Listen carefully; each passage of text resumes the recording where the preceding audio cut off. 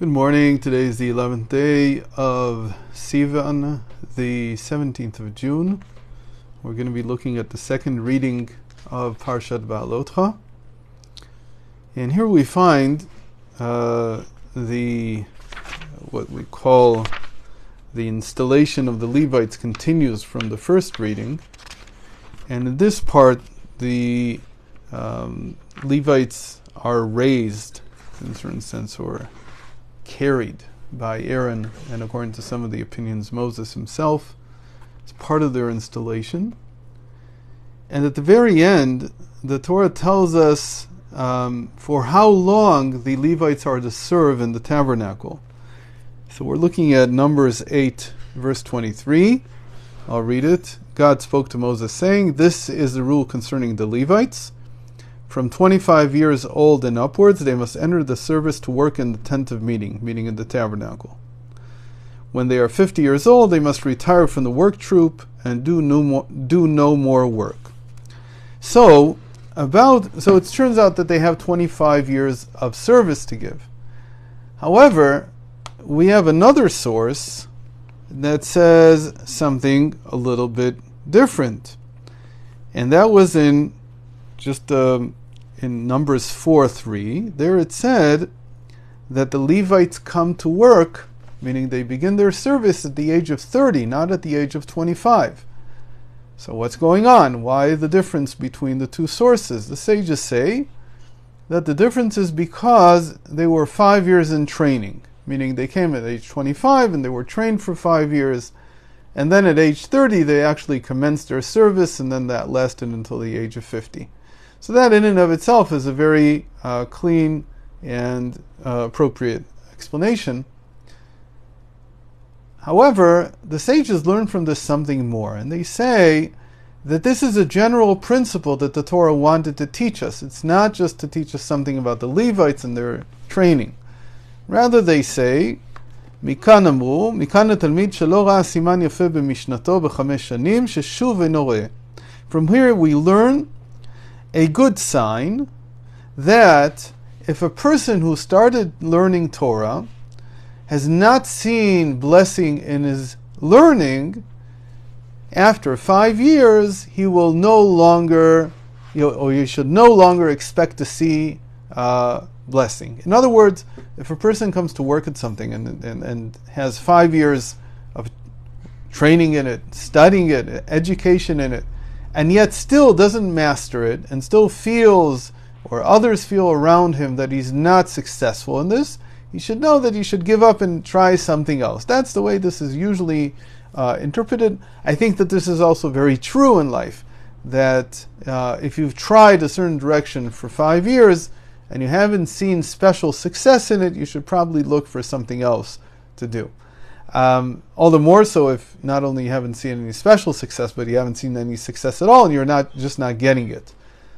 Somebody who wants to become a physician, and after 5 years of training still cannot, understand statistics, can't read a scientific article, research, so they might want to look for something else, because you really need these skills in order to be able to do that. Or if somebody wants to be a surgeon, and after a certain amount of years of training, they still can't cut properly, it still can't suture properly, so on. They should probably be looking for something else to do. Of course, you don't want to invest 5 years of your life, you should probably look at it even earlier. But when it comes to Torah learning, this is very surprising, because basically what the sages are saying is, if you've tried to learn Torah for 5 years and you haven't had success, you should give up. And that's a very strange thing to say, because what do you mean, I should give up? I still have the duty to learn Torah every day. Okay, so you have the duty to learn Torah, but it doesn't mean that this should be your life's pursuit. In other words, you shouldn't be a rabbi, you shouldn't be someone who's aiming to be a judge, and so on. You should pursue Torah the way that what we call them is balabas, meaning a person who has a home, who has a family, pursues Torah. They study for a few hours in the evening, maybe an hour in the morning, and that's what they do. But they don't dedicate their entire lives to Torah.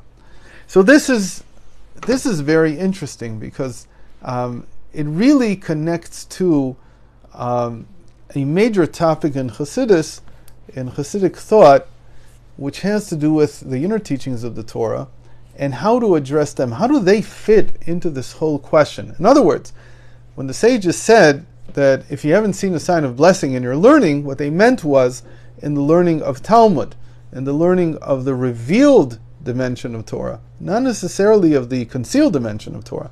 And in fact, one might say that if a person does not see success, he does not see himself advancing in the revealed tradition, he actually should turn to the concealed tradition, to the secretive, to Kabbalah, to Chassidut. These things are necessary, particularly for someone who doesn't see success in the revealed side of Torah. A lot of times I've heard very important people say, well, you shouldn't engage in the inner teachings of the Torah unless you are already well versed and actually a master, not just successful, but a master of the revealed tradition. Now, in principle, this is true for someone who can be a master, meaning, in other words, if you have the capacity, if you have the brain power, if and so on. But it ignores the fact that without the inner teachings of the Torah, a person could become someone who performs things just by rote and may have terrible experiences and many doubts because he hasn't delved, or she hasn't delved, into the inner teachings of the Torah, whose purpose is to strengthen our faith, to strengthen our commitment, to strengthen our connection with God. Because one might say that altogether, the entire teaching of the inner dimension of the Torah is meant to connect us to God directly. And therefore it gives a completely different taste to the study of the revealed dimension of the Torah.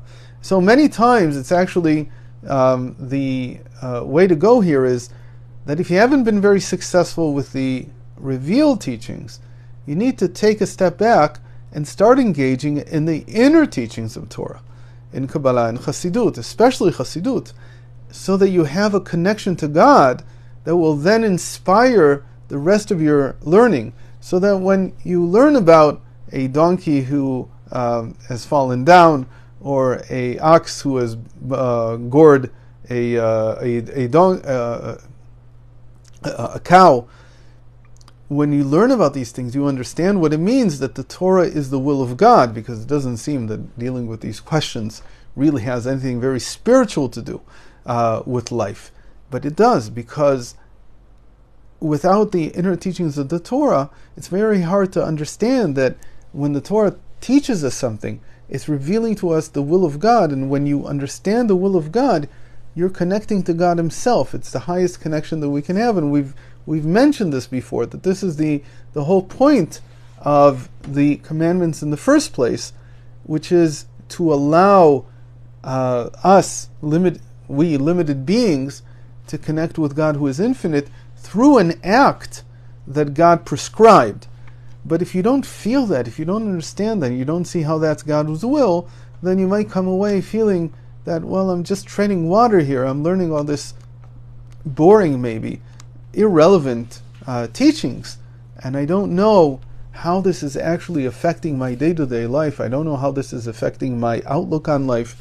I don't know how this is, most importantly, affecting my connection with God, which should then affect the connection with the rest of the world. So, thank you very much for joining today, and hope to see you tomorrow.